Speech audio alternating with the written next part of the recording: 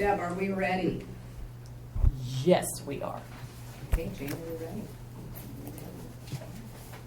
Good morning. Today is Wednesday, January 18th, 2023, and we'd like to welcome everyone to the board meeting.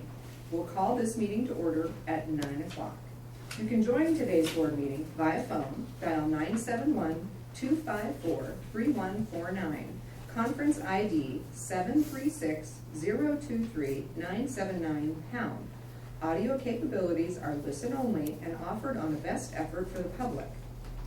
Our meeting is also live streamed, and you can join us by going online to tctvonline.com and click on live broadcasts. Before we get started, I'd like to remind everyone to mute their phone. You can do this by pressing *6. Please unmute your phone when your agenda item is ready to be discussed. For those joining via computer, please unmute your microphone and turn on your camera when your agenda item is called. All others must remain muted with their cameras off. Thank you. Public comment. Those intending to provide public comment to the board may attend in person or email submissions to publiccomments@co.tillamook.or.us. Public comments received by 12 p.m. on Tuesday will be distributed to the board, posted online before the meeting, and become part of the public record. You may also provide public comment virtually by registering ahead of time. To register, please email publiccomments@co.tillamook.or.us by 12 p.m. on the Tuesday prior to the board meeting. Public comments can also be mailed to the Board of Commissioners office, 201 Laurel Avenue, Tillamook, Oregon 97141. For more information on public comment options, please visit the Board of Commissioners webpage. Do we have anyone signed up for public comment today? We do not. We do not. Okay, thank you. All right, we have already called to order, so anyone in the room would please sign the guest list. We appreciate that. And we'll start with the Pledge of Allegiance. Commissioner Yamamoto, would you lead us? I pledge allegiance to the flag of the United States of America and to the republic for which it stands, one nation, under God, indivisible, with liberty and justice for all. Thank you. Okay, we have already addressed that we do not have public comment. We do have one unscheduled agenda item, and we will take it after item number 6. And with that, we will jump into our legislative administrative agenda. Item number 5 is discussion and consideration of modification number 3 to Title III Grant Agreement number 5028 with Tillamook County Sheriff's Office for the Tillamook County Search and Rescue Project. We should have Sheriff Josh Brown with us this morning. Sheriff. Or in his absence, perhaps under Sheriff Matt Kelly. There you go.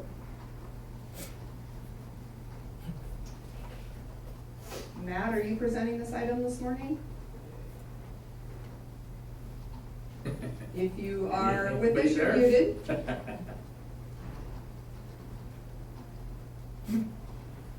Not hearing anyone, is this something that as Commissioner Wade is on, you're prepared to carry, or shall we go ahead and just postpone it and see if the sheriff or Matt are able to join us? Let's circle back to them, because I didn't review this with them prior. Okay, perfect. So we will go ahead and hold on that one. Obviously with the sheriff's office, sometimes things come up that require greater attention. So we will circle back to that before we are done today. Okay, so we will take item number 6. Discussion and consideration of an Oregon Public Works Emergency Response Cooperative Assistance Agreement renewal with the Oregon Department of Transportation for emergency support for public works agencies. And we have Chris Laity, Director of Public Works, in the room today. Good morning, Chris. Good morning. Morning. What this, and I'm just going to read one particular section out of this, where it's an agreement between us and the Oregon Department of Transportation.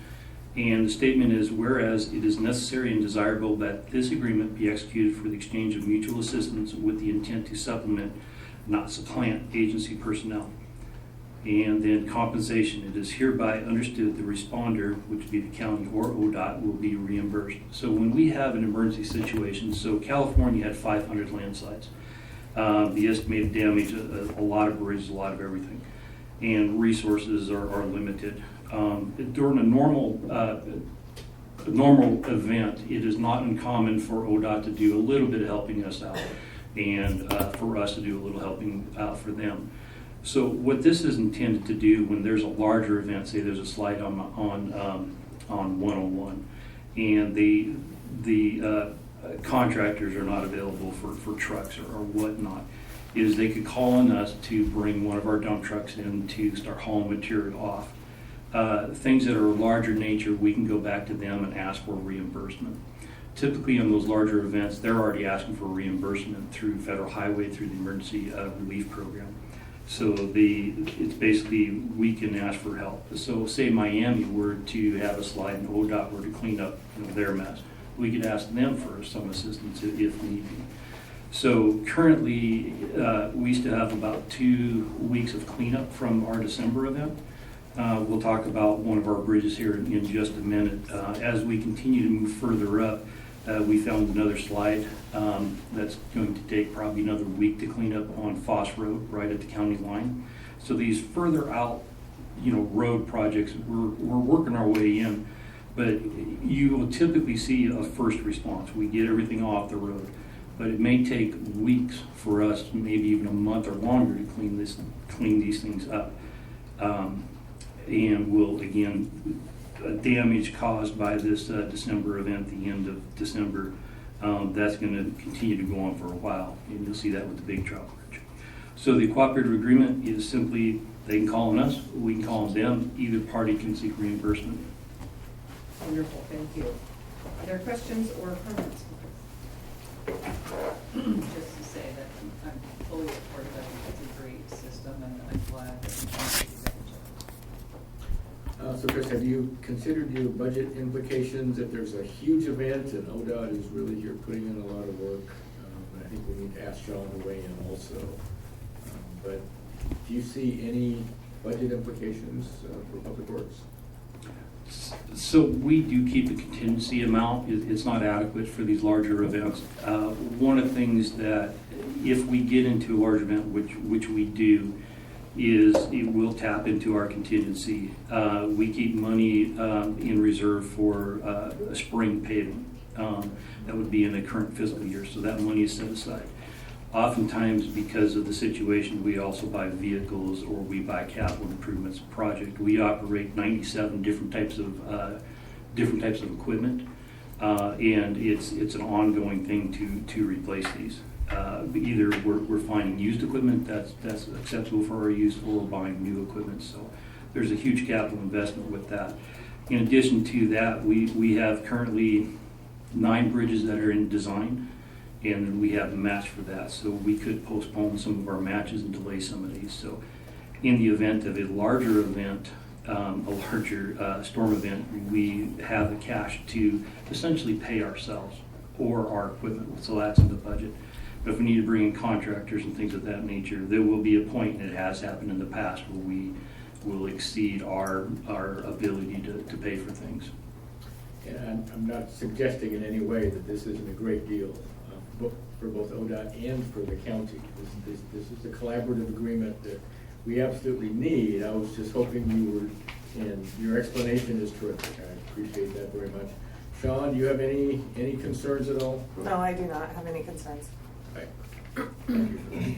Perfect, thank you, and I appreciate this cooperative agreement. I know that we have this one for emergencies, I know that we have another one for road striping. We really do partner with other agencies across the state, because we can't staff up and equipment up for everything that we may need, but our residents need the response in this case, as they need the striping in the other case. And so I appreciate that collaborative work that happens with our Public Works Department, and in this case ODOT, but other Public Works Departments, et cetera. So I know that PUD has these same kind of agreements, and they respond to other jurisdictions related to that, and it's how we're able to do with less than a huge staff. So thank you for that. I'm ready for a motion. Right, perfect.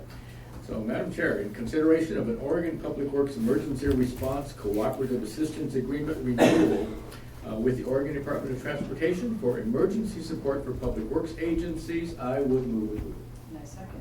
We have a motion and a second. Is there any further discussion? Hearing none, I will call for the vote. All those in favor, please signify by saying aye. Aye. Aye. Motion carries. Thank you. Okay, we will go ahead and take our unscheduled item at this time, which is discussion and consideration of a professional services agreement with Dowell Engineering Services for the Big Trout Three Rivers Bridge Emergency Repair Project. Chris? So, one of the negatives to showing up in person, and I tried logging on to, show pictures up on the Right. screen. I've had some problems with my computer. This morning brought in IS, that's a different story. But I printed out a copy of Big Trout Bridge. And Big Trout Bridge, you've seen time and again, some of the damages sustained to that. Big Trout Bridge is off of Highway 22, and it is approximately a 90-foot rail car that's 10 feet wide. It went into, so it's funded for design through ODOT. It went through about 50%, and then winter happened, in December happened. And what had happened is we had material fall into Three Rivers and caused the water to divert. And it diverted in exactly the wrong direction and took out the foundation for one end of the bridge. The foundation ended up in the water. So we had lost about 8 feet of bank on the one side. That took the foundation, dropped it into the water. It took out a power pole. It took out about 30 feet of bank immediately downstream. The river had changed course with Mother Nature. That happens. So this is one of the items that we claimed for our damage through the Office of Emergency Management that Randy Thorpe is handling. County claimed $1.6 million worth of damage. 4 counties have submitted their damages, total of about $7 million. $7.6 million, I believe, is the number in order to get a declaration. So Office of Emergency Management went back to all the counties to say, do you guys have anything else? Are we missing somebody to see if we can't clear that threshold? Currently, we do not. So we had on New Year's Eve, the morning of New Year's Eve, Saturday, the crews, we borrowed, there's agreement between ODF and us to use riprap material from one of their quarries. And this is a long talked about, community partners. So we took 48 cubic yards of material. A cubic yard is approximately the size of a washing machine. So about 48 washing machines were brought down to Big Trout Bridge and placed to shore up that one bridge so it didn't go into the water. Last thing we want is to lose the bridge. There are 2 people that live on the far side. But if the bridge were to drop in the river and skew sideways, it would cause flooding, taking out more bank and impacting more property. So we wanted to stabilize it as quick as we could. So the morning of December 31st, we went out there and did that. The problem with that is that bridge is literally sitting on rock. There is no foundation for that. The design is completely useless because the river changed course. And Dow is the ones that are actually doing the design through contracted with the county, and we have contract with ODOT to do that. So working with ODOT to go through the process of, in the paperwork will eventually resurface here, but working with ODOT to see if getting that back, getting additional funds to start the design process again. But in between then and now, we need to do more of a permanent foundation, temporary permanent, until the full design can be complete. So Dow Engineering in 2015, 2016, they were one of the consultants that did a lot of work for us from the engineering side. So I reached out to them to get a quote for design and construction engineering for more of a temporary permanent foundation. So the cost in front of you for $47,951 is for the design of a foundation system that is a little bit more than putting a bridge on rock. And once the design is done, we'll reach back out to contractors to get a quote, a bid in order to, it'll actually be a bid. Using prevailing wage, so it's going to be even more expensive to stabilize that until such time that we can rebuild, go through the design process again. Possible construction in 2024 or 2025. We've just delayed it potentially a year. But the bid here, or the professional services agreement, is for engineering services for a foundation under an emergency repair project. Should we get a declaration, this would be a project that we would seek reimbursement for. But we have not cleared that threshold yet. So, any questions with that?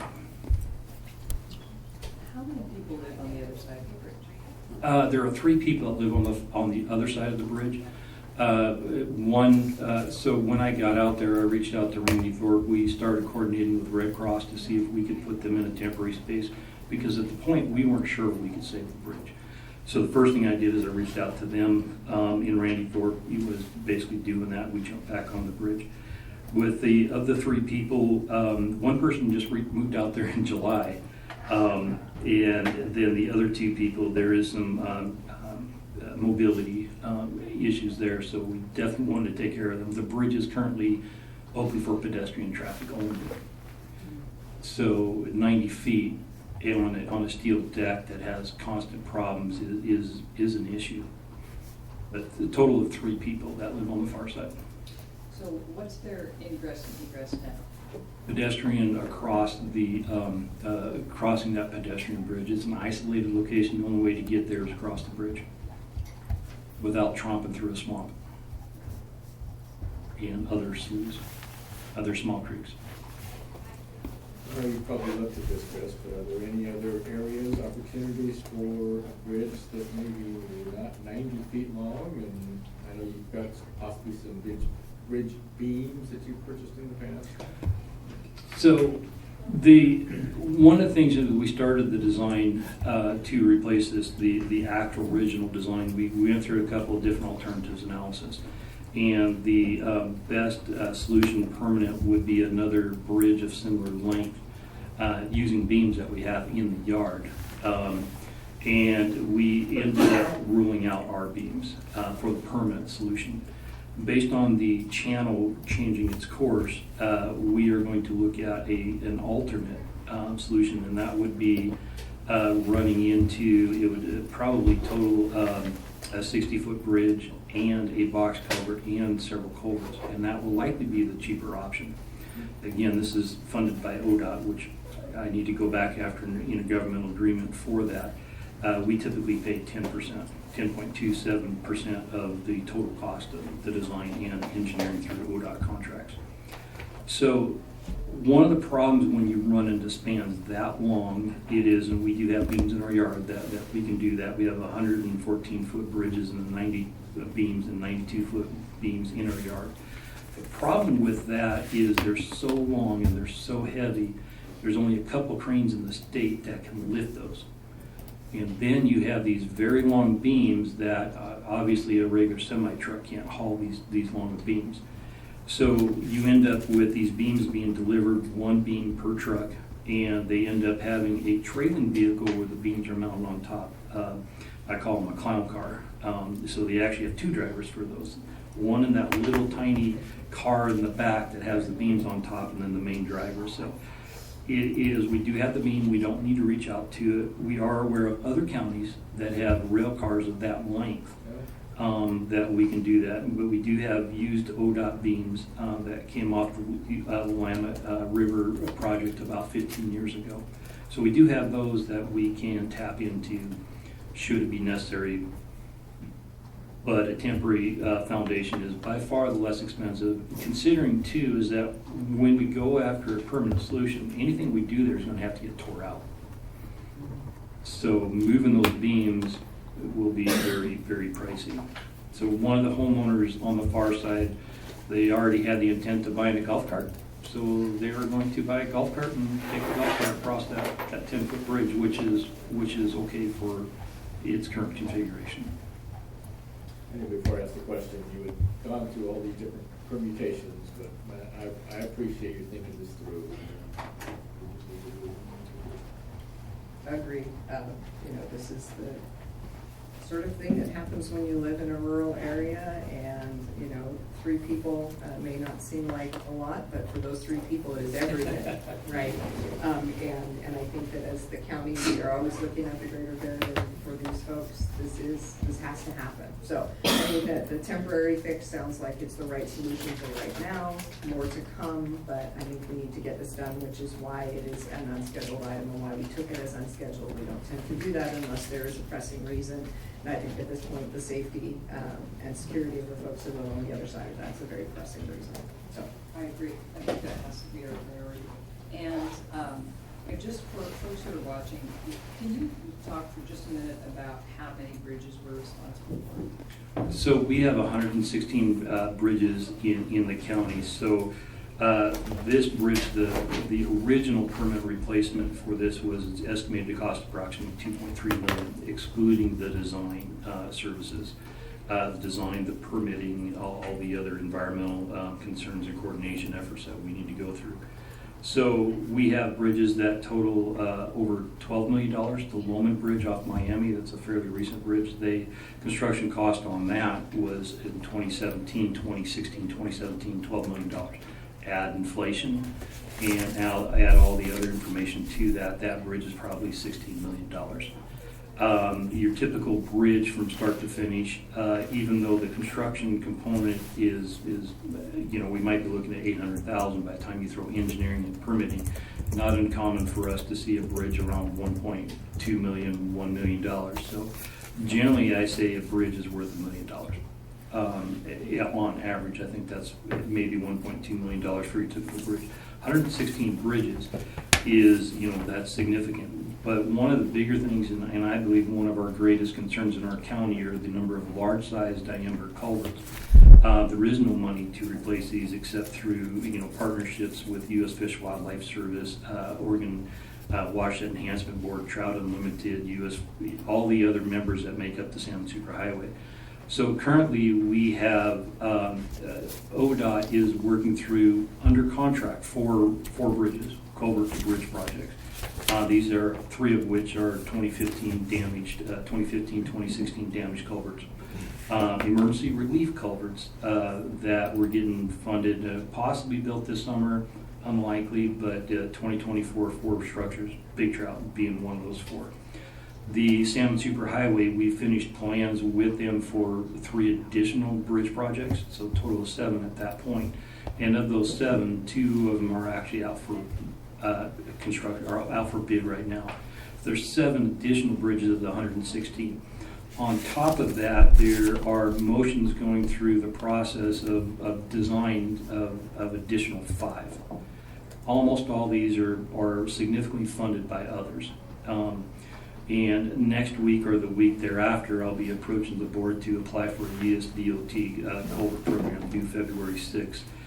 Some of those projects, it's every year for the next 5 years we can apply for funding.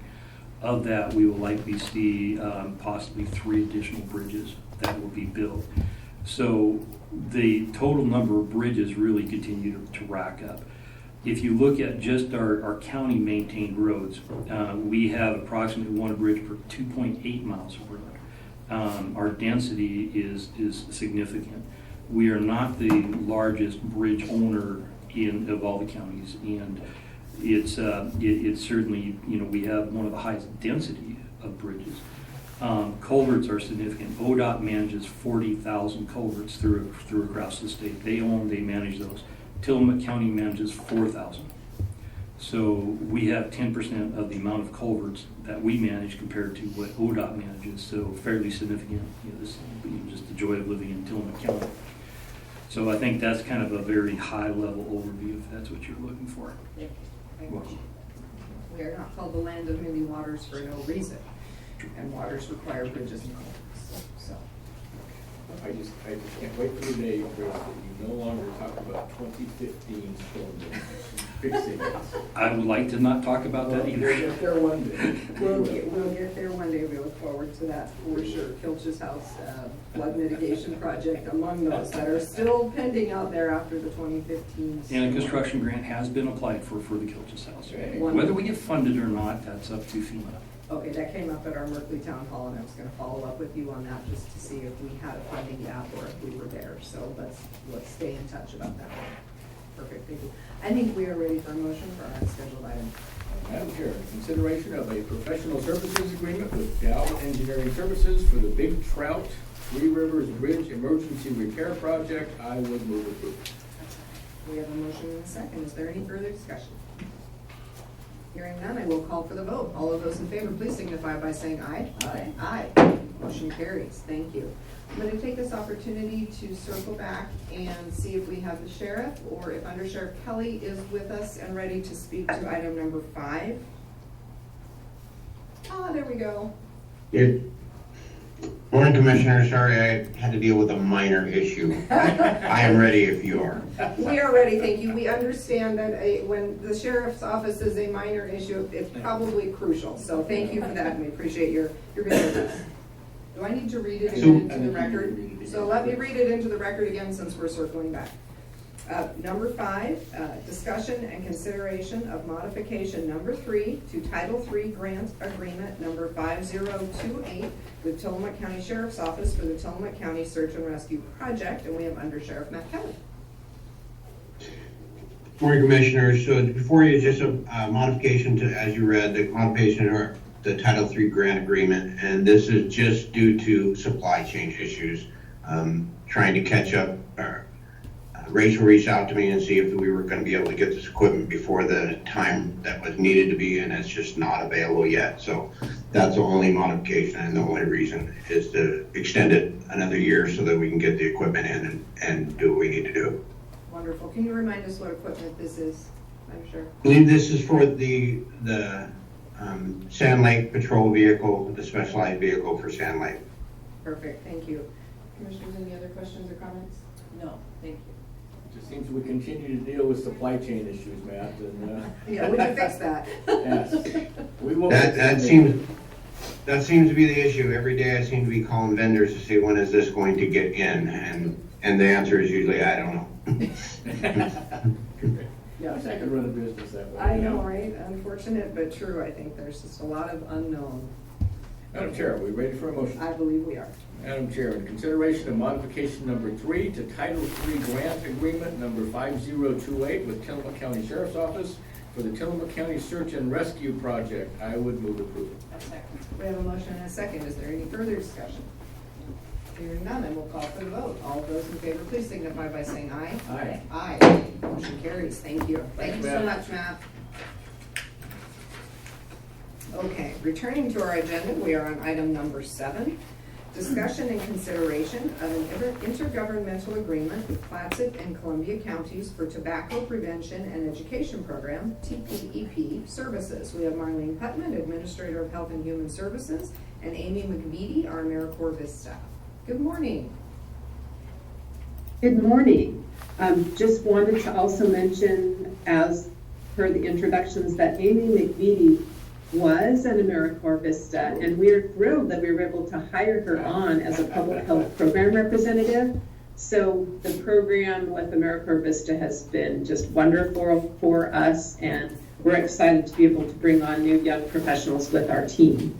So with that, I'm going to kind of start with this particular agenda item. And again, good morning, Commissioners. As you know, the Health and Human Services Department provides both the Community Health Center with our integrated medical, dental, and behavioral health services, and our comprehensive public health services. So the Tobacco Prevention and Education Program, or TPEP, is one of 20 plus now program elements that are addressed by state and local health departments. So again, as you know, funds are allocated for each one of these program elements based on like state needs assessment, data, planning, and then ultimately legislative appropriation to fund each element. This project, well, I should also say local and regional budgets are tied to each one of those program elements, related proposals, programs, and any projects that we work on. They're vetted kind of in an extensive process by the Oregon Health Authority staff to ensure that we meet the criteria for the funding, but also for those specific criteria to implement programs that address the health of our communities and specific populations in our county. So this proposal represents a regional partnership with, let's see, Columbia, Clatsop, and Tillamook counties. for normal intergovernmental agreements, this agreement describes the role of each one of the parties and the funding associated with that. So our proposal today, you'll see in there, Clatsop has agreed to be the lead fiscal agent for this project. And our role in it is to be a partner in implementing this program or effort to address through media and marketing youth tobacco use and reduce use for vaping. And I'll let Amy McVitie talk more specifically about the TPEP program and this specific project. But our monetary contribution in this is $10,000, with, again, Clatsop being the lead to work with the contracted agency to do the messaging. So for process purposes, the state has reviewed and approved this proposal. It's now before you. It's been vetted through the county process by a legal or administrative review. So it's for you to now consider that. But before your deliberation, I'm going to invite Amy to talk more about the TPEP program generally, and then this project specifically. So Amy, can you go ahead from that point? Yes, I can. Thank you, Marlene, and good morning, commissioners. As you might know, tobacco is still the #1 cause of preventable death worldwide and specifically in Oregon, and it's linked to a lot of long-term health issues like cancer, emphysema, and even diabetes. The health department receives state funding specifically for the Tobacco Prevention and Education Program, or TPEP, specifically directed at creating healthier tobacco-free spaces and reducing tobacco use, especially among youth. This is really important because we know that about 90% of tobacco users start before they are age 18, so ensuring that youth don't start using tobacco is really important for long-term health. This year we received new funding from the state through the Oregon Ballot Measure 108, which was an increase in the tobacco tax. And this funding is specifically intended to address disparities in tobacco use among underserved communities, so particularly Black, Indigenous, and people of color. These communities have largely been targeted by tobacco companies with their advertising, so we want to ensure that we are creating messaging that reaches those communities directly to reduce tobacco use. We identified youth vaping as a particular health concern in Tillamook County. First, just anecdotally speaking with the schools, they see a large amount of vaping in their students, and that is really concerning because it is disruptive to class and learning. We also know from the 2020 Oregon Health Authority Student Health Survey that about 12.3% of our 11th grade students had vaped in the last 30 days. And 23.9% of those 11th grade students used an e-cigarette or vaping device the first time that they used tobacco. So it is a large proportion of our students, and they are typically starting with these vaping products. So preventing vaping in particular helps prevent them from using tobacco. We also know that a higher percentage of our 11th grade students believe that it's easy or very easy for them to get e-cigarettes, and a lower percentage of them believe that e-cigarettes are harmful compared to the rest of the state. So we want to educate these youths about these harms and ensure that they are not able to access these devices. In terms of the health effects of vaping, we still don't know a lot about the long-term health effects, but what we do know is that they are linked to depression, anxiety, and other mental health effects among youth. They can also impact attention span and learning, and they can contribute to the development of addiction, especially in developing adolescent brains. There's also chemicals like formaldehyde and heavy metals found in vapes, which do cause lung damage, but again, we don't entirely know the long-term health impacts of that. But similar to smoking, it took 50 years to start to link that to lung cancer, so who knows where we'll be in another 50 years in terms of the knowledge about the impacts of vaping. So this campaign in particular, we want to focus it on the Latino population in our county because, as I mentioned before, other people of color communities have been targeted by tobacco companies, so we want to ensure that our response is equitable and culturally relevant in both English and Spanish. We decided as a coastal region that our rural communities are not typically represented as well in statewide campaigns, and we really want to represent our unique values and interests in these marketing campaigns. So we decided it would be a cost-effective approach to create a regional campaign rather than as an individual county that still addresses our specific needs, values, and interests. We selected the contractor that we would like to work with, EZO, because they have a lot of expertise both in health campaigns, research and development, and in culturally specific messaging for the Latino community that we wouldn't be able to achieve if we just tried to create this campaign on our own. And the outcome of the campaign that we are hoping is high quality messages that can educate youth on the actual risks of vaping and resources that will help them quit through social media messages and PSAs that will reach the community through a variety of media means. Are there any questions about that? Thank you, Amy. That was wonderful. Commissioners, questions or comments? Thank you, Amy, and congratulations on being hired permanently with Health and Human Services. I'm happy for us that we got you, and happy that the program worked that way, that you're able to stay with us. Thanks for all the information. It's very interesting. While I was listening to you, I was thinking about my son who vaped in high school and college, who I talked to him about it approximately 1 million times, and he kept saying, "Oh, it's fine, it's safe, it's fine," But ultimately, he developed pleurisy. So I don't know if that's directly connected or not, but he doesn't vape now because his lungs hurt. And it's what I remember about it that was so infuriating to me is how the products were packaged. They were created for children. There was like Tutti Frutti and cotton candy and like fruity children's flavors in the vapes, and it's just it's obnoxious. And I look forward to the science catching up with the marketing. Because we're way out in front in marketing in terms of getting kids hooked, and way behind in the science that proves the damage that it does. So your work is very important to me and to our community, and I'm grateful. Thank you. Yes, welcome, Amy. You're going to do great at Community Health. We appreciate you being here. What you're doing now is really trying to stop the long-term health effects that are going to affect us all in the community moving forward. So I appreciate all the work that you're doing here. Fewer people that smoke and vape, fewer people are going to have major health problems in the future. So appreciate what you're doing. Marlene, you're doing a great job. Keep it up, and partnerships with our surrounding counties like Clatsop and Columbia, perfect way to get these projects off the ground. So appreciate everything you do.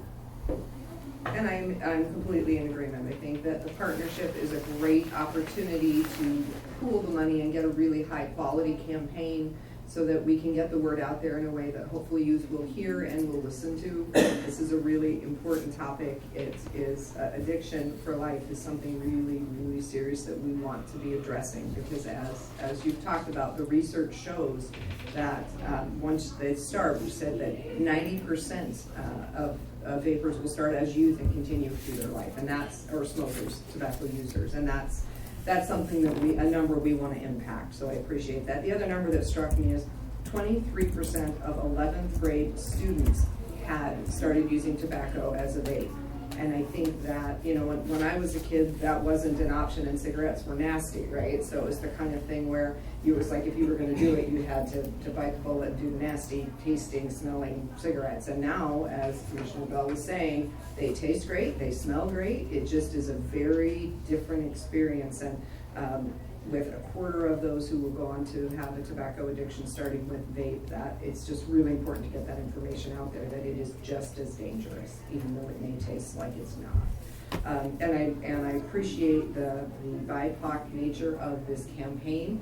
We have tobacco prevention information that goes out in English. That is something we have done under our program for a long time, and to expand that to Spanish, because we know that population is growing in our community. And I believe the last time I looked at our schools, it was somewhere between 35 and 40% of our students at this point are Latino, and Spanish is their primary language. So I think it's really important that we take the extra steps to do the outreach to our entire community, and I appreciate that about this grant as well. So thank you very much for this work. And Amy, welcome. We're delighted that you're with us long term. Ready for a motion? I think we're ready for a motion. Madam Chair, in consideration Yes, of an intergovernmental agreement with Clatsop and Columbia counties for tobacco prevention and education program, CPEP services. I would move approval. I second. We have a motion and a second. Is there any further discussion? Hearing none, I will call for the vote. All of those in favor, please signify by saying aye. Aye. Aye. Motion carries. Thank you. Okay, moving on to item number 8, discussion and consideration of architectural agreement number 21.13 with Cove Built LLC for the Tillamook County Health Department Building Addition and Remodel Project, 801 Pacific Avenue, Tillamook, Oregon. Marlene Putnam.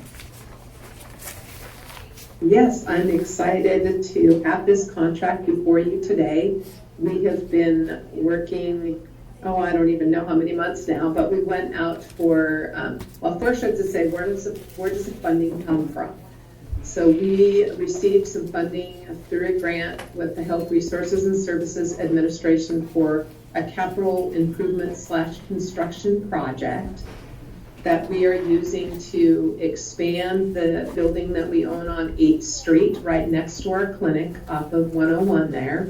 We'll be basically doubling the size of that building, adding some additional space for both public health, environmental health, WIC, and a larger conference room since we have no room for all of our staff to meet together. And that will allow us to free up some space in the main clinic right next door. So we went out for bid about 3 times, and our successful and lowest bid was Cove Built from Arch Cape, which we consider local, who's had several projects that you're aware of in Tillamook County. So we're excited to work with them.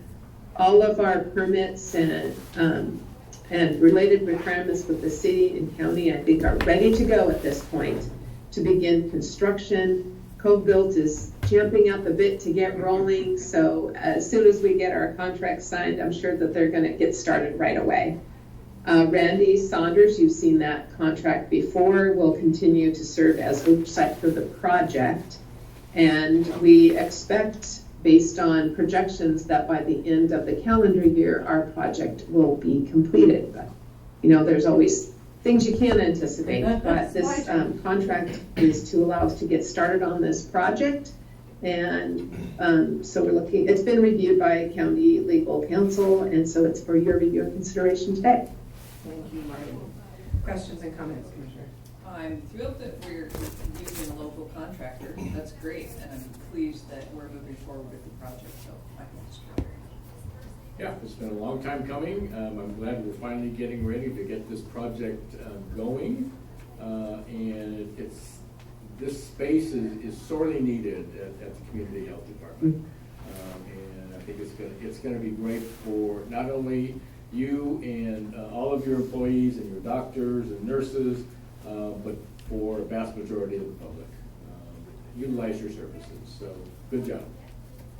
Wonderful, thank you. I am excited that we will get started. I wish this was going to meet all of the space needs of the health department and our associated public health and clinics. Unfortunately, it is one step of what will probably need to be many. Marlene and I met yesterday and we're talking just about the needs and the more space we have, as Commissioner Yamamoto said, the more services we can provide to the community. So this is a great step in that direction. We look forward to having this project. Cove Built LLC is wonderful. They did the project remodeling the care offices. As I was leaving care, they were in the midst of that project, but they finished early and under budget, I believe. So not to put any pressure on them, but just to say, great contractor, and I feel good about the word of the contract and look forward to getting them started.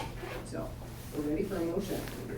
Just one quick, Rachel and Billy, you've looked at the contract and Yes, in detail, actually. We had to spend a little extra time on this one. I was just going through it myself. I just wanted to make sure. Perfect. Madam Chair, in consideration of an architectural agreement number 21.13 with Cove Built LLC for the Tillamook County Health Department Building Addition and Remodel Project, 801 Pacific Avenue, Tillamook, Oregon, I would move approval. And that's second. We have a motion and a second. Is there any further discussion? Hearing none, I will call for the vote. All of those in favor, please signify by saying aye. Aye. Aye. Motion carries. Thank you.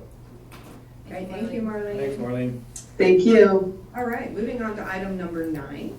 discussion and consideration of a letter of support for the Oregon State Parks and Recreation Off-Highway Vehicle OHV grant funding application. I believe we have Alan Young with us, law enforcement officer in the United States Forest Service. Good morning, Alan. You can come right up and tell us a bit about the project. I'm the United States Forest Service, and this is the district ranger for the Evo District, Sean Rivera. Good morning. So the letter of support is to request funding through Oregon Parks and Recreation Department for two new four-wheelers at Sand Lake. Currently we have two four-wheelers from 2010 that's starting to get a little old. And the four-wheelers are used to go across the Sand Lake Recreation Area. It's a about 1,000-acre recreation area down in Cloverdale. It brings a lot of recreational activity from Portland, Washington. We've had people come as far as from Idaho down to California, so it brings a lot of people to the area. And out at Sand Lake, we have a lot of like occupancy and use issues, alcohol, sanitation, a lot of emergency response for vehicle rollovers. And so what this equipment has us the ability to do is respond to those incidents, do proactive patrols, interact with the public, answer questions, and last year they were vital for public interviews. So they'll be primarily used at Sand Lake and shared with the Florida County Sheriff's Office with the same deputy. And then additionally, they were brought down to the southern side of the forest, down to Florence and Coos Bay for the big, huge OHV takeover and Dune Fest, which are large OHV events on the southern side of the forest. So that's what we're in the request. Essentially, the two quads will cost about $30,000 with upfitting. So we have the two quads, winches, and then a light package and tires as well. And so it's about $30,000 with the Forest Service doing a 20% match. Okay, thank you. Appreciate that. Commissioners, questions? I totally support it. I think it's really important work, and that off-highway vehicle is really the only way to do it. And so I'm happy to lend our support, and I think it's great. And thank you both for coming today. I just wanted to come for a meet and greet really fast and introduce myself. I'm the new permanent district ranger, Evo Ranger District. Super excited to be here. Local government is near and dear to my heart. I was in law school from 2017 to 2020, and I worked with the neighbors to the south for Office of General Counsel down there at the Way Belmont, and also with the Director of Planning on Abusing. They have nothing but great things to say about all of you here, so I'm really excited to be here. And any opportunities to collaborate on recreation, wellness, economic development, let's get those lines of communication open and get things done. Thanks so much for coming. Yeah. I'm not so sure utilizing the names that I was using in Wayne Belmont are in your best interest, but just kidding. Both of them are great people, and I've dealt with them for a long time. Welcome. Thank you, appreciate it. Appreciate you being here very much.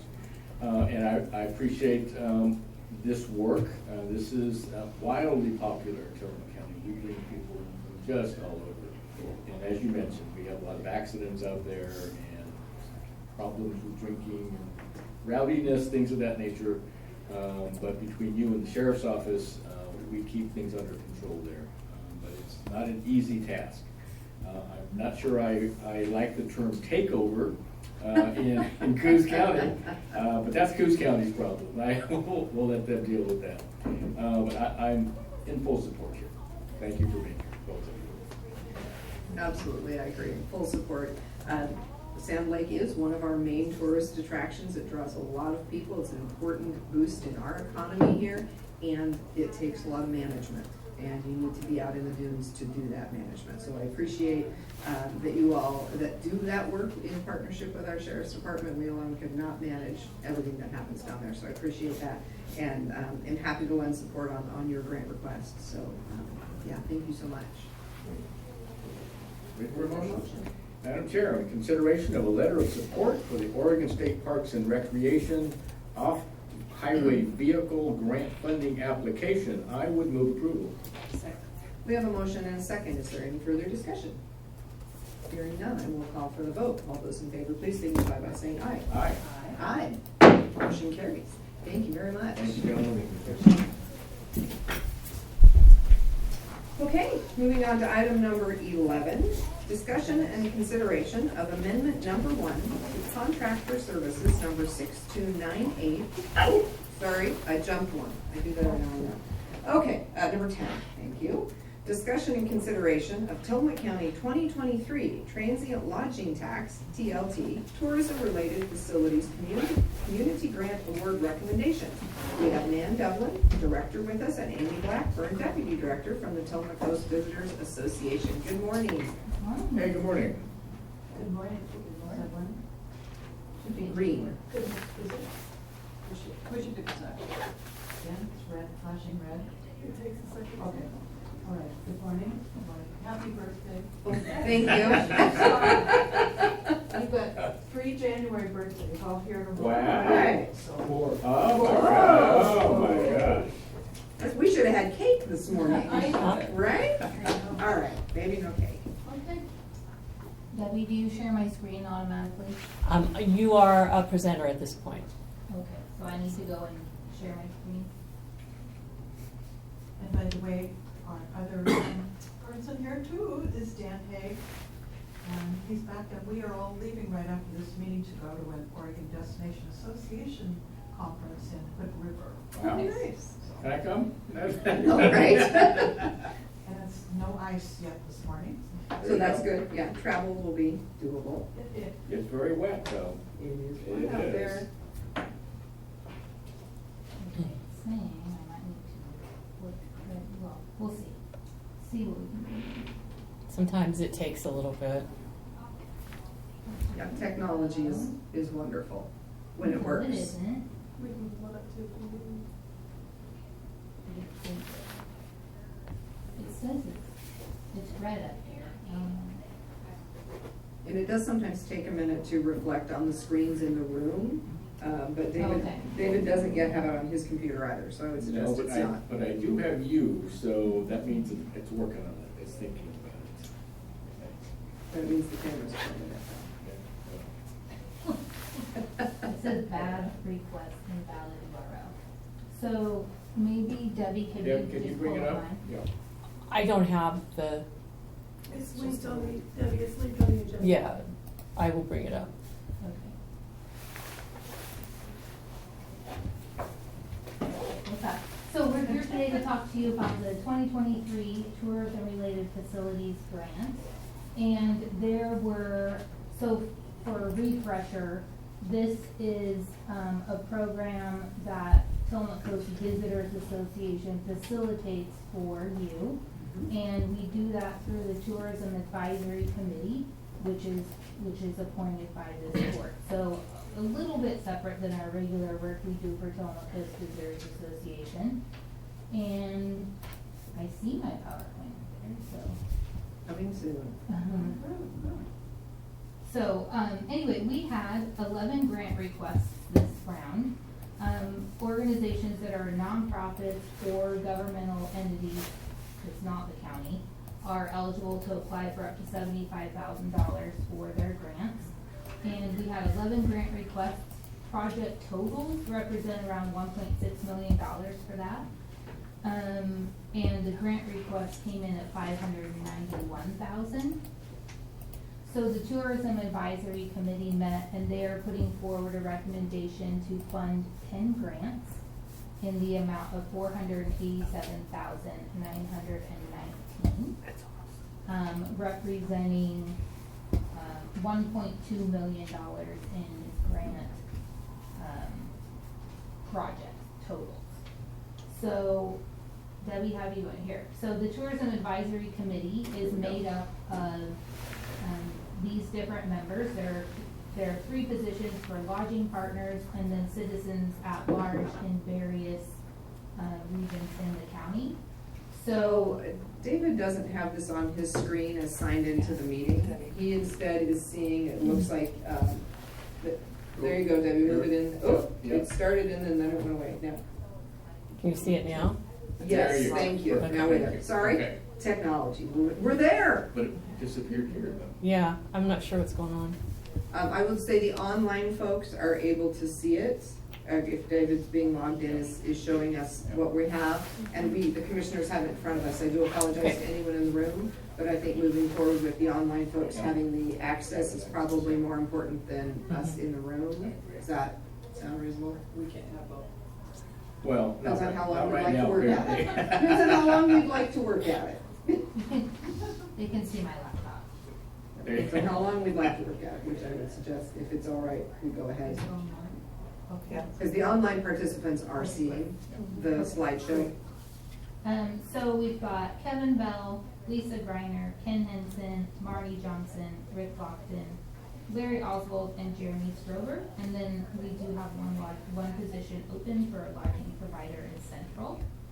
And on the next slide, I just listed as a reminder, the work that was done through Future IQ, setting up the county priorities, so investing in infrastructure that helps the community support the tourism sector, protecting highly sensitive ecological areas, investing in infrastructure and tools that manage the impact of tourism to avoid congestion and overuse, improving the tourism products associated with infrastructure like trails, parking, and signage, educating visitors to be respectful and good stewards, building collaboration within and outside the county to support these efforts in the tourism industry.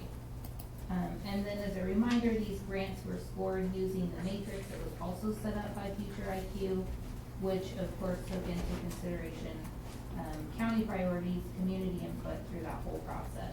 So there was a sustainability impact, destination management, collaboration, and return on investment. So how this works is the grants come in, we review them for eligibility, and then those grants go to the Tourism Advisory Committee. They separately score them, and then they're ranked, and then we go through the process in the meeting to go through those. So we'll just do a quick overview, if that's okay with you, of what we're putting forward for funding. The first grant request, which I see is also on the agenda today for a letter of support, is for the city of Bay City. A grant request of $40,000 with a total project of around $344,000. And the grant is to plan and develop the 30% design for a 1.6.9 mile trail, a separated path for active non-motorized access that links the city of Bay City, Idaville, and Kilgit Point. So it's used to match an ODOT grant. These are also, by the way, listed in alphabet order for your reference. The grant request for the city of Garibaldi their grant request was actually for more, but the eligible pieces of that grant was $17,222, and this would get the Big G back up into working order with new electrical and lighting up in the packaging. The city of Wheeler had a grant request of $75,000, total project of $220 to upgrade and rebuild their waterfront restrooms. I always get really excited about seeing restrooms in here because I know that's important for visitors to have nice places to stop. Yeah, this one It's is a great area. This one is heavily used. Railroad, rail riders, recreation fishers, all visitors that come. It's definitely a great. The next one is the Kawanda Community Center, which is a grant request for $15,000, total project for $15,000, and this is in partnership with the Pacific City Nestucca Valley Chamber of Commerce, who has an office in their building. So this project is to redo the fireside room into a visitor information center.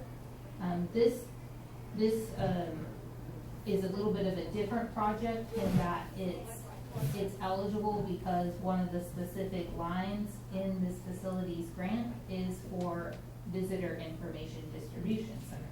So it falls into a little bit of a different category where their request is for some outfitting it with like furniture, where another grant recipient or requester wouldn't be able to request those things because they're not a visitor information distribution center. So this is to redo that room to make a space available down in South County. The Oceanside Community Club had a grant request. Their actual grant request was for $75,000, but that included a very large contingency line item, but also their project included a not to exceed bid. So the Tourism Advisory committees, why are you asking for contingency when your bid says it's not to exceed this amount? This is the one that probably got the most discussion. This is the one that's being recommended for partial funding. So their project request and bid was for $58,000, and that's to redo that upper parking lot, right by the Oceanside Community Club. And where this fell into a lot of discussion with the Tourism Advisory Committee is that it's actually Oregon State Parks who own that parking lot. And they said they would commit $10,000 if their project went over. But where the Tourism Advisory Committee had this discussion and ultimately came back to agree on partial funding of $29,000 is because they felt like Oregon State Park should be contributing to part of this project. And the avenue of getting this done faster through this grant process would be, basically, this is not a high priority for Oregon State Park. It's a very high priority for the community of Oceanside and that parking lot right next to the post office and Rosanna's. It does need to be done. But that's, It's in bad shape. so I believe Commissioner Yamamoto got a letter from one of the people from the Oceanside Community Club after seeing that the request is gonna go through for partial funding. They said they won't be able to do the project if it's allowed only partial funding. And as a reminder, they are 3-year grants, so even if Oregon State Parks didn't have it in their budget this year, these are 3-year grants. So there could be some opportunity there, but I can understand their frustration. So, moving on, yeah, go ahead. So do you think it could be helpful if the commissioners reached out to Oregon Parks and Rec? Couldn't hurt, right?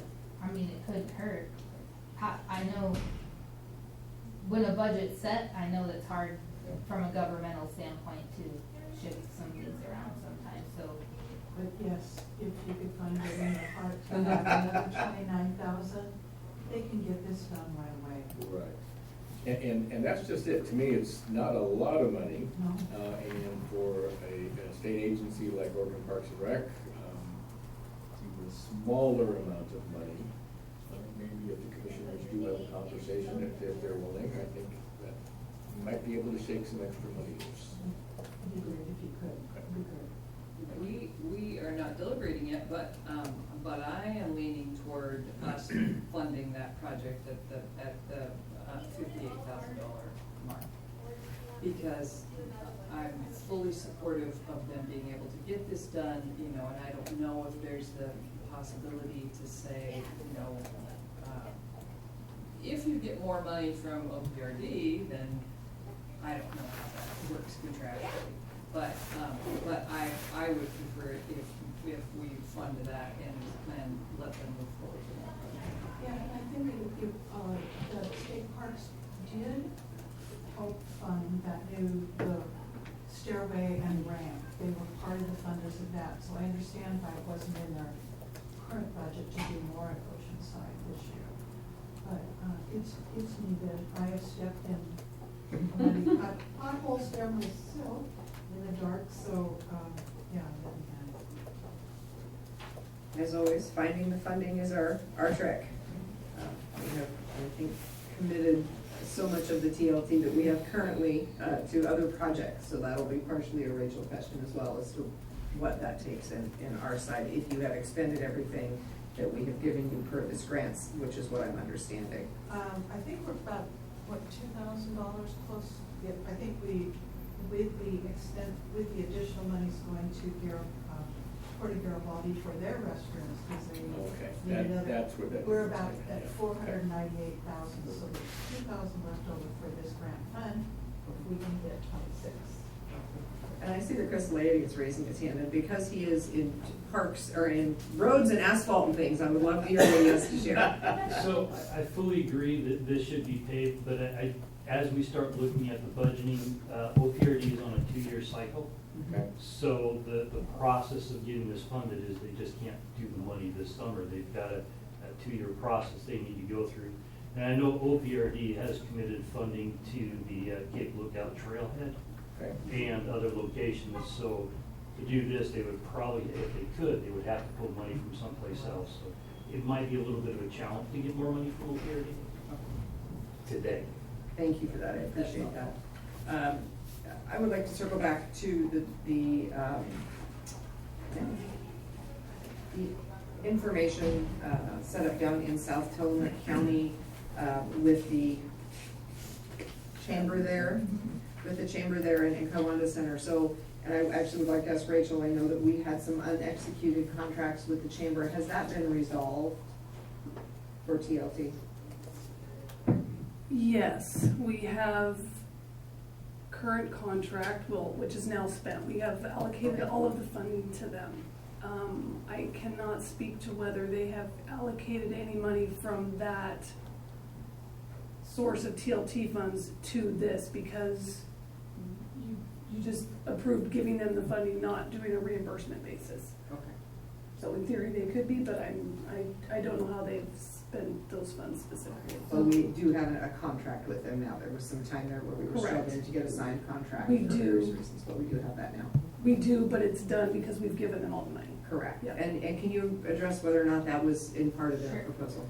So just to specify that this grant is for the Kiwanda Community Center, their organization. But they are working closely, it's the same 10 people. So, they're working closely with the chamber, and part of their grant, although not shown as a match because it's not eligible for funding, part of that grant or money that went to the chamber is intended to be used for partial staffing of this facility. So that, I think, is also a great way for them to use those funds. It's very clearly an allowed use. So that's where they're really hoping to get this up and to use some of that funding from the county to help manage it, not just from a volunteer standpoint. So that's the in partnership with, is Yes. that they are going to fund the staffing piece of it if the physical piece of it is funded here. Okay, thank you, appreciate that. And I have sent them estimates for staffing for part-time and comparing to the Children's Chamber and the Manzanita Visitor Center. And I'm sure that they can, with their volunteers, they can bring that cost down. Okay, I think we're now on Oregon Coast Scenic Railroad. Yes. Yes. Grant request is $75,000, and the project total is $243, and this is for their Garibaldi Depot project, which is the design completion and site preparation for their 1920s Southern Pacific style depot. You guys probably got links to all of the full grant applications too, that you could look at some of their project details on that, but it's matched by ODOT donors and their operational funds. The Port of Garibaldi is requesting $75,000 of a $138,000 project to replace their current fish cleaning station, not just the station, but the building. So the building will be expanded and then also install this, the fish cleaning station, which I kind of went back and forth on, like, what is this equipment? What is this thing? So I believe it falls into being it has a useful life longer than 10 years, it's real property, so it falls in line. And this is matched by ODFW grant and a POG, the Port Garibaldi budget. Shorepine Village asked for $75,000 of the total project cost of $78,000. This is a second grant request from them. So one of the comments that came up on this grant is, why is the homeowners association putting in more money? And I worked with them prior to this because in the last grant round, they asked for phase 1 and phase 2. Phase 1 was $75,000, and then they did their project for $134,000 of their own funds. So they have put 52% of their own money, and then if you combine the two projects. So this would move it to phase 3, and the tax recommendation moving forward is we would want to see more of a match from the homeowners Association. This is a situation where this is a path that's open to the public, but it's owned by the homeowners association. In their bylaws, it has to stay open. It is part of the Kawanda corridor plan and the project, but there's no funding allocated for the maintenance or repair of this facility. So this is what they were encouraged to try to access funding through this grant program. So the TAC did approve or is moving forward with recommending the $75,000 for phase 3. And how much of it's been repaired in phases 1 and 2? Do we have a sense of? So phase, they just sent me an email yesterday saying they came in miraculously at budget. So the first part of the phase, I remember, was just making it so they could open it again and replace some of because it was closed for a while. So I'd have to look and see, I can get back to you on the details of what they've been able to do in those projects. So I'm not just trying to pull it out again. Okay, yeah, just curious as we look at, if we're trying to find some funds for the parking lot, if phase 1 and 2 are completed and it is currently usable, is it something that can wait a year and phase 3 could be picked up, in another year? So I'm trying to move the Yeah. pieces around in this to do They the best are good. just finishing phase 2, so phase 3 would be able to move forward relatively soon. Like, they're not Yeah. 3 years out. I think they would finish their other, even though they had 3 years on that Sure. first grant, I think they're going to be finishing that, because I told them, you don't get any money for phase 3 until you prove to me you spent the money on phase 2. Okay, because that would be the other question in any of these in terms of, is there a way to slide the pieces around if we don't have additional revenue? Because I think the conversations Rachel and I've had, we don't really have extra TLC money. So, Madam Chair, if I may? Yes. So, are you suggesting, I hope, that maybe Shore Pine Village puts in additional community dollars into this project? What the Tourism Advisory Committee recommended this time is that they would fund it as presented, but they want me to have a conversation with them if they apply for funding next year, that they want to see more input. And I would agree with that. Okay, thank you. The Tillamook Chamber of Commerce is requesting $39,947 of a $58,000 project to maintain the integrity of the chamber building on the back side of it. So if you've been over there lately, I'm sure Justin's told you, whoever comes by about it, so that was recommended for funding as well.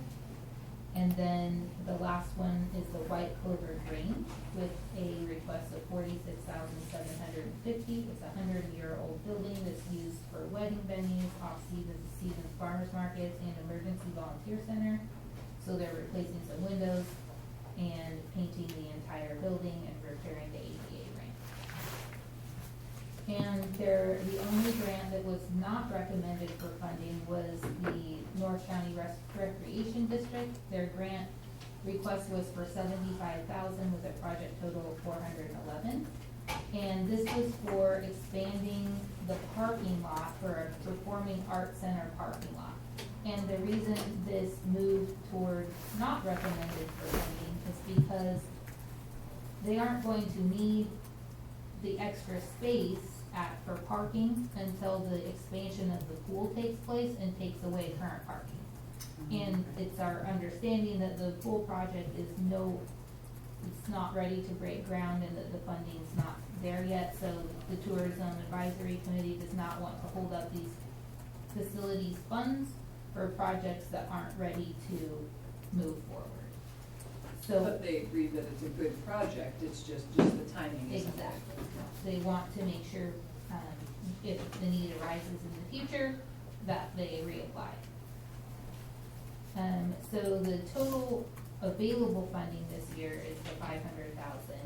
So we're requesting $487,919 as put forward before this email came through from Oceanside. But one thing we talked about in a meeting prior was funding 9,374 additional for the Port of Garibaldi for their restroom remodel.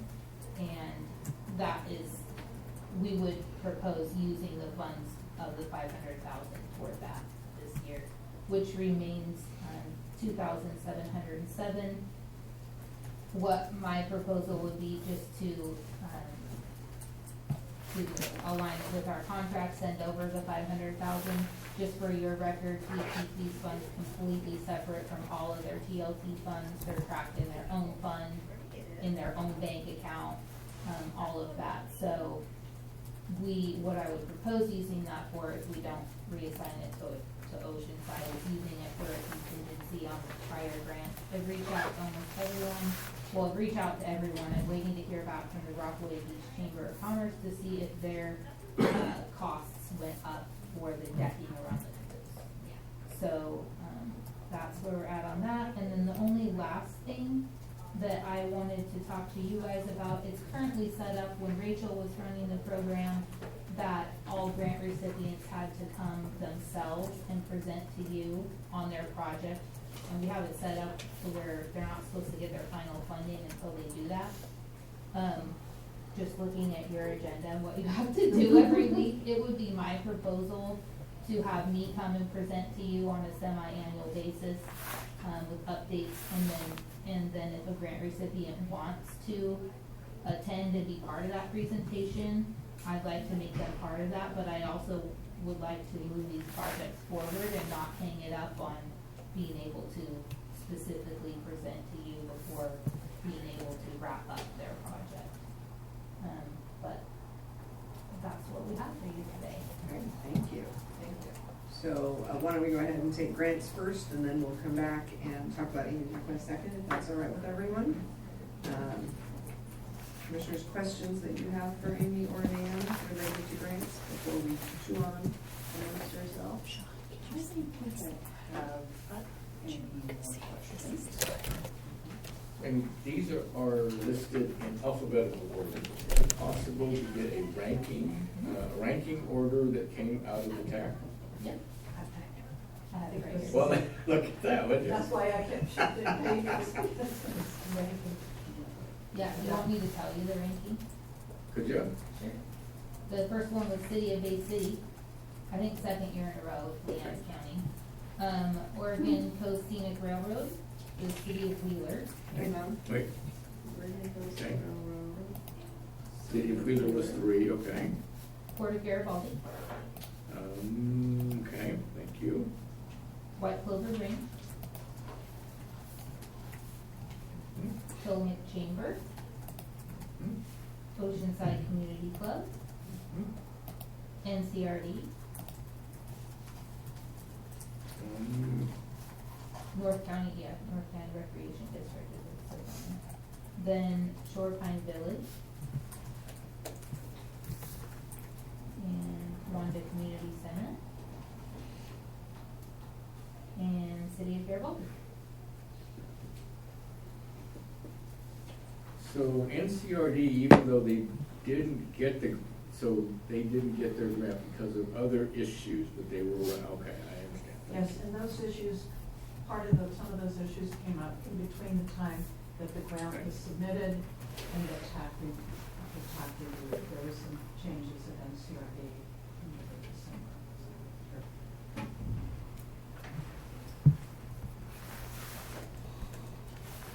Madam Chair, any questions?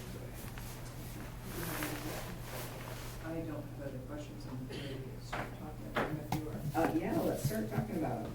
Well, I feel strongly about the Oceanside Community Club, in part because we talked in the incorporation process, we talked about how part of the reason that a lot of people in Oceanside wanted to incorporate is because they wanted to be able to invest TLT funds into their community. And I talked at one meeting about how year after year, we would wait for grant applications to come from Oceanside because we knew there were things that they needed and applications didn't come forth. We were waiting for them, we were waiting for them, and they didn't come forth because there weren't people there who were organized to write grant applications.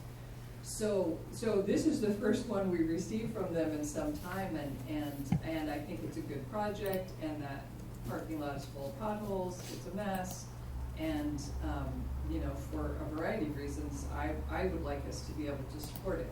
I wonder if we can, a couple possibilities that occur to me are, could we move the, I support applying the $9,000 for the overage for the Garibaldi parking lot, or restroom rather. And so I wonder, can we take the $2,000 that's left over, apply it to this, and then additionally, the 27, can we take 27 from the next grant round? And, you know, because we know we're gonna do this regularly. Or, if we had to lose something on the list, can we postpone restoring the Big Chief? So that gets us 17 closer. So, but it's my impression that yes, we have plans for all the TLT funds that we have, and we also have some flexibility, at least in timing, because we know the funds are coming in.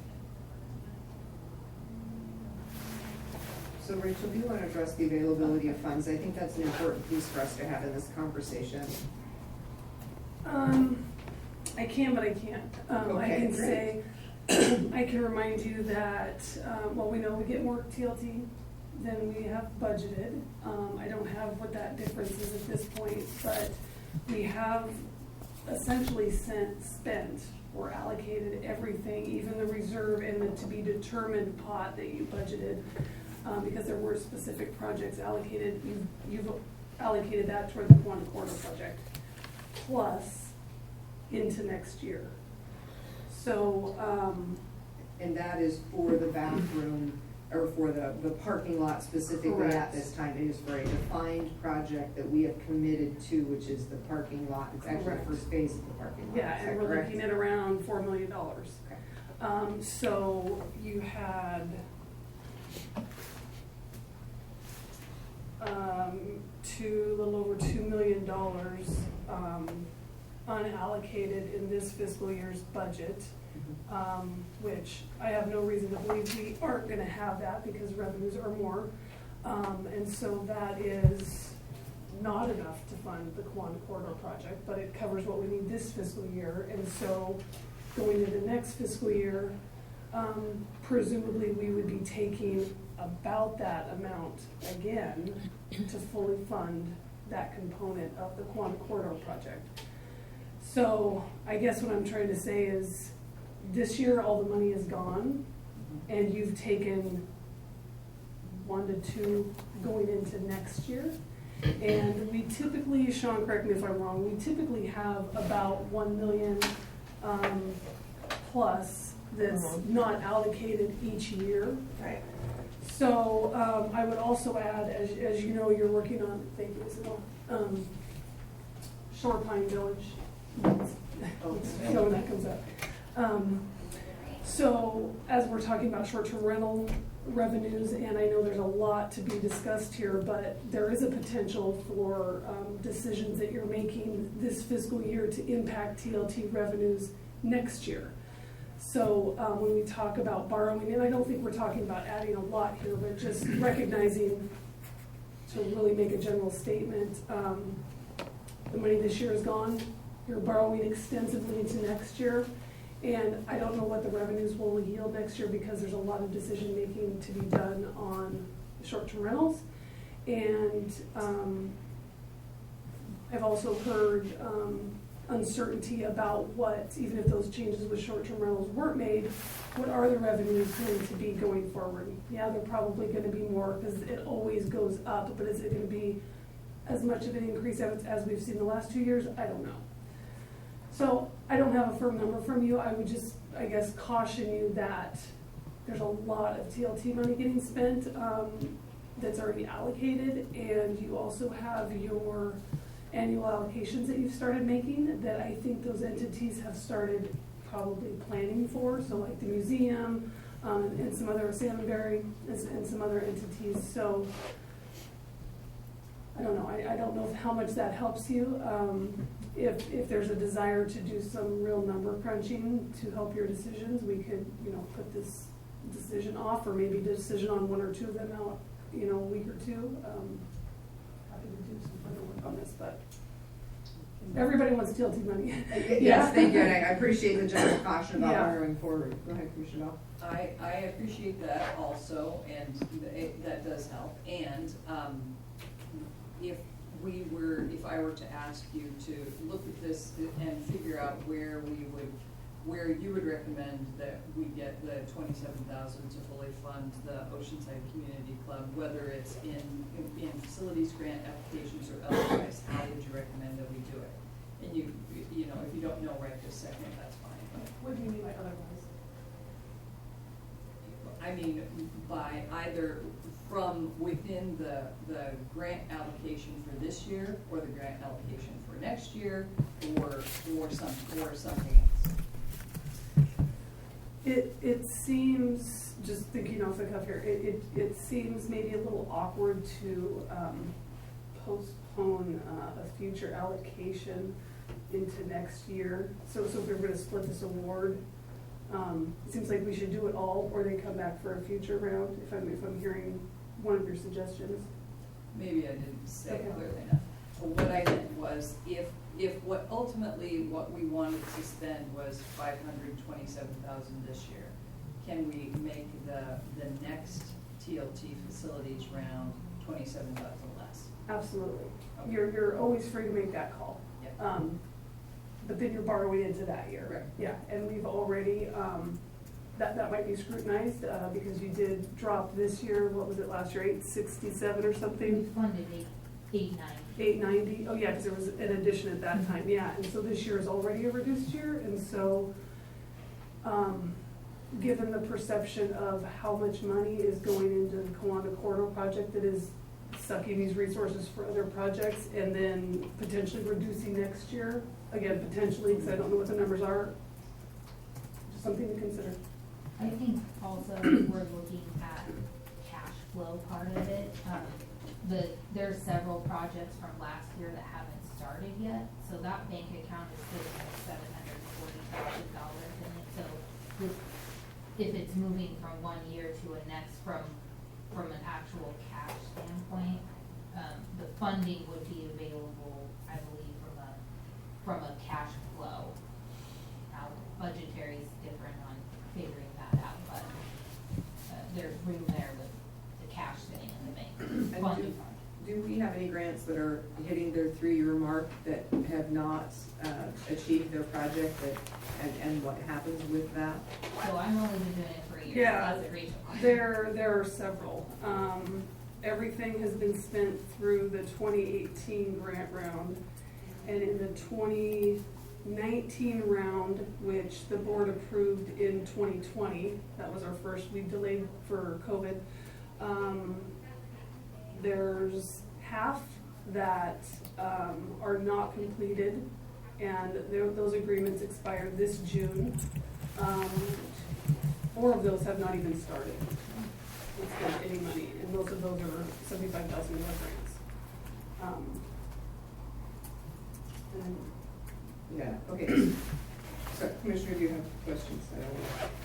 Well, so, just to add a number to that, so you've got a balance of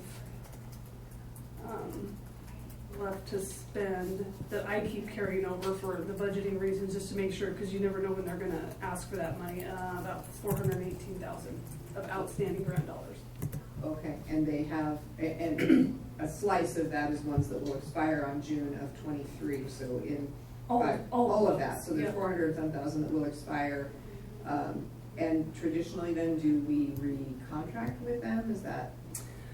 Sorry. Yes, there's usually an extension. Sometimes there's been several projects over the years where they're just like, things have changed, we didn't get the other funding, and we just terminate the project. Okay. But looking at these, I don't see that as being the case. So I would expect these to be fully spent or an extension made or granted by you. so we're halfway through our fiscal year. Can you give me an idea of where our transient lodging tax dollars are trending? Every year, it seems like they're going up. They're still trending up. as of Q3, we'll get Q4 numbers first couple of weeks of February, but on a calendar year, we're up $330,000 over 2020. And that's the gross total, right? That's, yes, that is TLT collected by the county. So the amount that we're up, that the county actually receives and distributed, that would hit Fund 111 and 121 is a little slice of that. Right, that's what, it's a slice of that, because roads will get their slice of that. Yes, 30%. Right. My concern here is that, especially with paving projects, asphalt, those costs continue to rise. You go by a gas station today, gas prices are down, but diesel prices are up. I just can't, Conversation, Jim and I were, believe he that. drives a diesel. So I would be concerned about, and we're not honestly, we're not talking a lot of money when it comes to TLT that this year, $26,000, $27,000. I think if we're going to do this, I think we need to be clear that this is kind of a special case scenario. We do not want to set a standard here by which everyone comes back over here and says, well, we've got that. We do. But looking into the future, that crystal ball gets much murkier. We do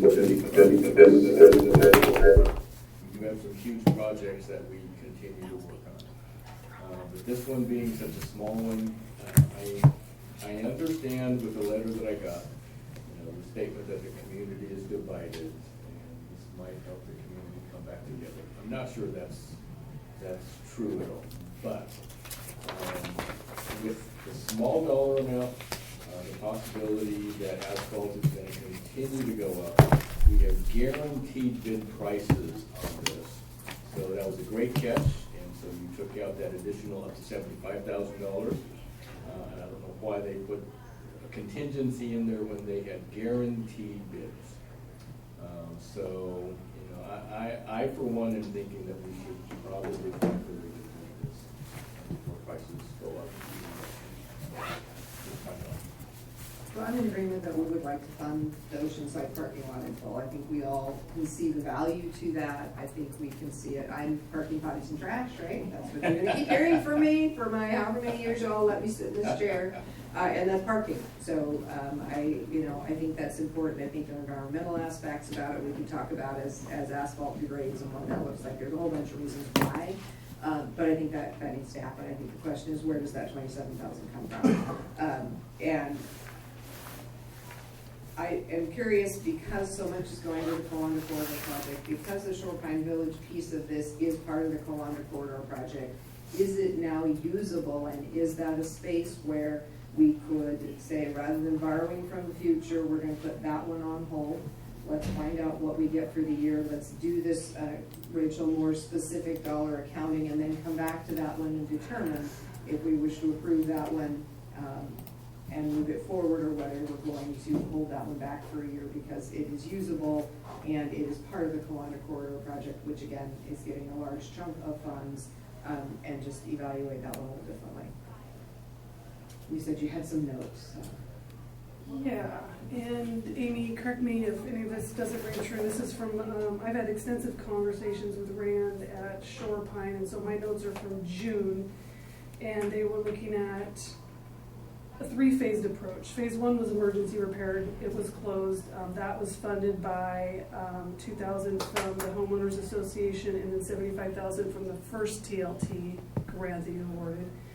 And then phase two was a full replacement, and they were looking at doing replacement in chunks, in thirds. So one section, 1 year. And so the first year, which is completed, they spent around $133.5, but maybe the number changed when it was actually completed. So we're talking about phase,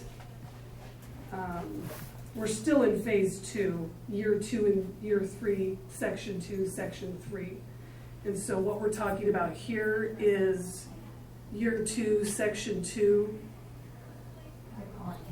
I know, I went back and forth with Rand a lot on that. I'm like, no, I gotta make my own faces to understand it. So, what is before you is full replacement of the second section that they want to do of the ramp. Second section. Yep, section 1 is done, they're working on section 2, and then presumably next year would be section 3. Then they're gonna work on, I call phase 3, which is just the long-term maintenance. So this doesn't come before them like it does now. And working with, I think they have a broader option of partners to help move that forward. So if that helps at all, it looks like the emergency repairs were done. They've fully completed one section. This is working on section 2, but there is a third section. Is that accurate? Seem accurate too? Okay. Yeah, this current grant is for the,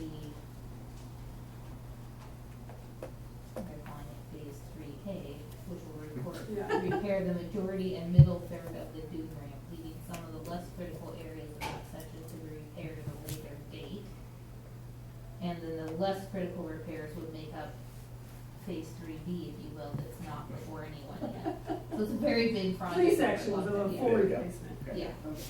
So they consider this part the critical part is due safety Yeah. issues. It says the repairs to be performed under this grant are essential to keeping the dune ramp open and safe through 2023 and into 2024, when additional phase repairs will need to be undertaken. So they're ready to move on this right now, on that particular part. And I will say, to Oceanside Community Club, I probably had 15 emails back and forth with me on it between them and state parks. They are very willing to work together. Oceanside Community Club did get a grant last year, just as a reminder, to replace the roof on the building, and they successfully have finished that grant already. So they unlike some of the other grants that sit on it for 3 years, they got it done within the first 3-4 months of the project. So I feel good if we move forward on a project that they'll be able to do what they said they're gonna do. Grant already, so they.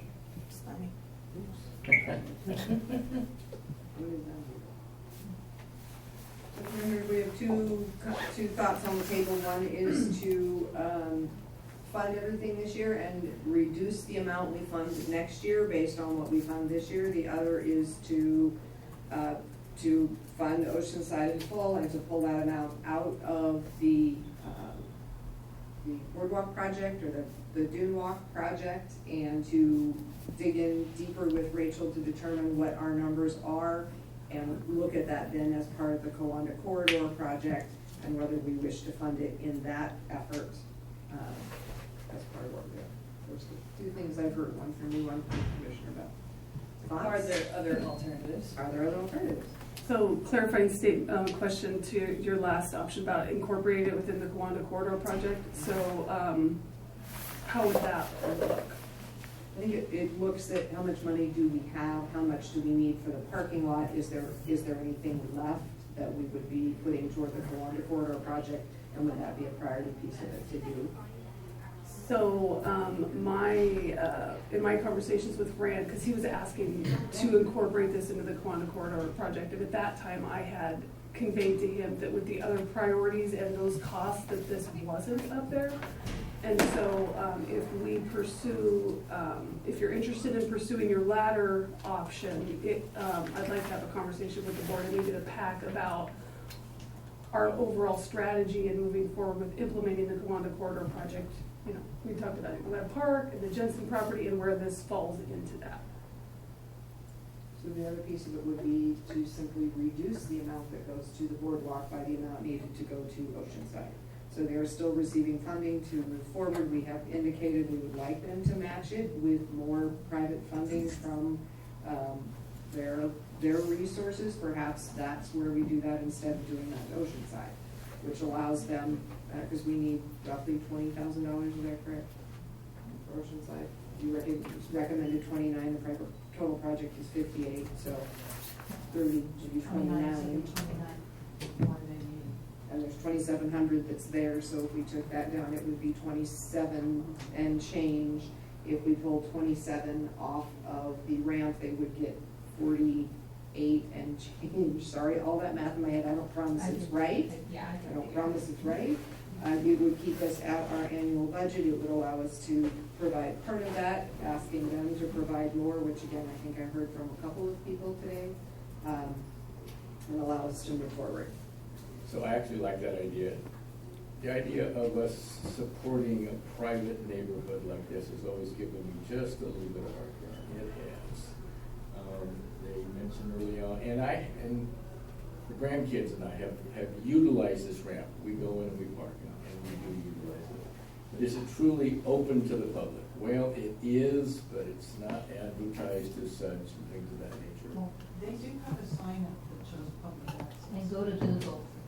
It's there. Google And- takes you there. And I would add with your formal approval of including it in the Quandah Corridor project, wayfinding would absolutely point people to that. It's just a later phase. Yeah. So again, this is a great community, Shoreline Village, it is. But if they could fund a little more of their beach boardwalk project, I think that would be great. We've added them now to kind of like a corridor project, which is again going to help them immensely. So I think I could agree with taking the $27,000 that we're still short out of the award to Shoreline Village.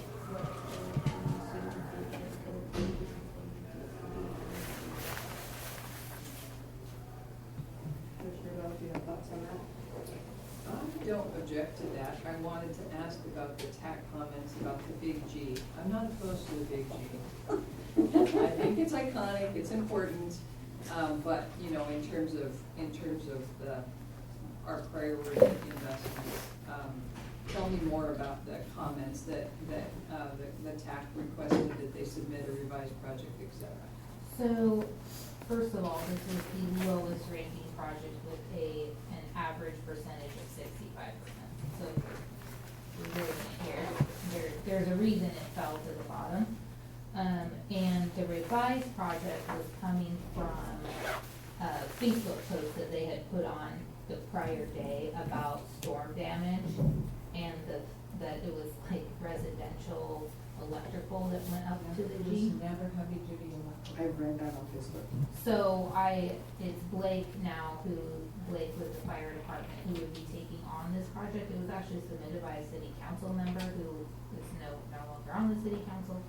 So, in communication back with him saying he'd be the contact, he said that the project would be able to move forward and completed. The tax conversation was, well, there's a lot bigger repairs that need to be done that wasn't considered in this grant. We don't wanna give them any money until we make sure they could actually get the G working the way it's supposed to be, and how would they go about doing that? So Blake's take was that they would be able to complete the project with the grant funds if they were given the grant funds. There was also a question that came up is why wasn't Garibaldi using their own TLT? They don't get a lot of TLT, correct? It's my understanding. They do pretty well. Really? All the RVs and stuff. Yeah, they have 3 hotels, Okay. four campgrounds. Okay. So it seems to me like we're investing a lot in good, solid projects in Garibaldi, and I'm totally supportive of the fish cleaning station, the bathroom, et cetera. I'm totally supportive of all of those, and I wouldn't mind if we paused, if we say, you know, come back to us with the next time with another application for the G, moved that money into Oceanside, and then reduced to the Shore Pine by 10. I'm okay with that. I can agree with that also. So you'll do the magic math. I'll do the magic No, math. you- I don't know if we needed I a don't think we need motion. it now. I think you need to make a motion with what you'd said, but maybe without, Without The the dollar numbers. amounts. yeah, final numbers, Yeah. and those would be coming before you anyway in a, Okay. or no, they wouldn't. No. Yeah, Well, they would in Visit Tillamook Coast's amendment. So you would see the final dollars when we transfer the money to Visit We Tillamook can Coast. just make a motion right now on our concept of Correct. where we get the money, okay? Would that count? So- Yeah, I mean, you're gonna fund, you're gonna use the whole 500,000. Yeah, basically, yes. Yeah. Madam Chair, let me see if I can put this in a motion. In consideration of the Tourism Advisory Committee grants, recommended funding for tourism facility community grants for 2023, I would move that we remove the City of Garibaldi restoring the Big G, $17,222. Apply that towards the Oceanside Community Club upper parking lot paving project. And the balance of the roughly $29,000. So there's an additional $2,707, which are the remaining funds within the grant funding coming from the county. So the $2,707 would also be moved to the Oceanside Community Club upper parking lot paving project. The balance of the $58,000 requested by the Oceanside Community Club upper parking lot paving project would come from the Shorepine Village Phase 3 dune ramp repairs. Is that sufficient, Bill? Yeah, and otherwise grant the remaining request in full or something like that. And items 1 through 11 as requested, as provided and recommended by the Tourism Advisory Committee would be so funded. I have the numbers. What a mess. Longest motion in history. What a mess that is. She's got the numbers. I don't think we want them right now. Okay. We have a motion and a second, So we right? have a motion and a second. Council has indicated the motion is acceptable. We'll send the recording to whoever needs it, because you probably didn't get that one all down. Okay, so I have a motion and a second. Is there any further discussion? Hearing none, I will call for the vote. All of those in favor, please signify by saying aye. Aye. Oh, aye. Aye.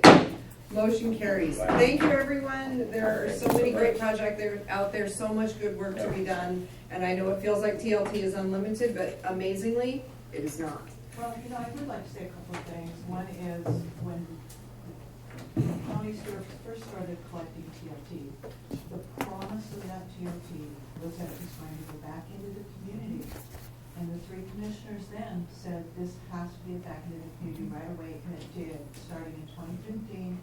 And our budget that we get, it goes back into the community. And I think right about now, it's close to $12 million the county has put back into the community. We've done several million, with the grants alone, between our grants and your grants, have been up close to $6.5 million. So that promise has been kept. And we're, on majority, we're the only county in this state, and maybe Washington State doing this. Interesting. Washington State is way behind. And Reservoir is behind us. You're leading. Yep. This has been. As we Thanks to say, all of- thanks to all Another of us. area, Thanks to right? this Bergen County. And then there's one other thing, that Oceanside, there's an Oceanside coalition that is forming, that's going to be as part of ONA there in, and they've asked me to facilitate a community grant, or a community plan, 10-year plan, the things that they need, and we will identify which things could be covered by TLT or other forms of funding, and we have lots of examples of those in this. Great, thank you. Thank you. Thanks to both of you, and thanks also to the TAC for all of their excellent work on this project. Yes. It's really very much appreciated. They have great discussions, really thoughtful discussions. And we can circle back to my request when we do Yeah, let's do it. our. Yeah. Oh, yes, thank you. All right. I like Safe the idea. travels. I do like the idea. Thank you. Okay, wonderful. What do we have left here? One, two, Yeah, three, one left. four, five, six. So we have 7 items left. I am going to actually give us just a quick recess to stand up and stretch, and then we will come back. So we will come back. Sorry, my and computer. The meeting is recessed.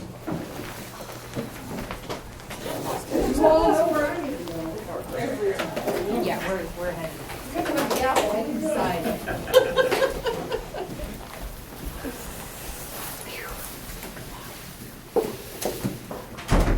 How about that? I think there was some setting on my computer that I had to like, then it wanted me to restart my computer. So thank you. Yeah.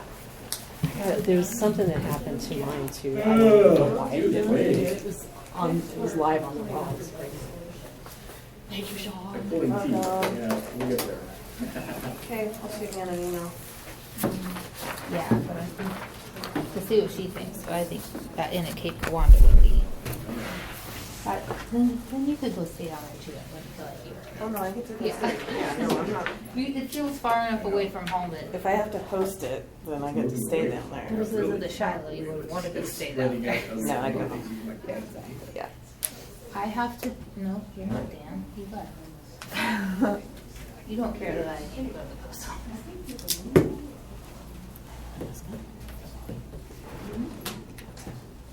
Ask for a charger. So long. I'm going to. Even says Trez on there. Hmm? It's even dedicated to you with the fancy dancy label on it. On. We on track for the release Thank you of for everything you guys are the doing. budget information. Appreciate it very much. What do you mean? So you've got a package coming our way in February, I believe it is. Yeah. Is that going to, obviously that includes that 5%, but does it include any potential adjustments? None that I'm aware of at this time. Okay, because I know that some, subject to union bargaining, I know that there's some, and I've got a rough percentage from Jody as far as overpaid, underpaid kind of positions. She hasn't shared anything with me, so I have no idea. Yeah, it was a casual conversation, and she rattled a couple How you numbers doing? off, and it's like, I probably need to make sure that that's in the budget. Nope, she hasn't shared that as far as, no. So, I need those by next week, if she has something. Yeehaw. Oh, you're all good. Wish your budget sheets are gonna look different, because I did them differently. Can't complain, busy So last your week. budget sheets will look differently, because I did them differently. Great. No, it is. I was trying to. At least there's a lot of stuff to read there, rolling filings. And then a team meeting on I said half they the did. day for. They may be Somehow I feel like you up all against know. it, to me, at least, from what I Feels like who read. you all Okay. so have fun. So, well, you know how you have to look at previous years over here, and then your eyes had to go over here? Pain in the ass. I did, I'm 54. That was a while ago. Oh, it's fun. I know, right? Oh, my God. I know. Looks like one of my kids. Yeah, so now they go, blah, blah, And blah, we're blah. working all day.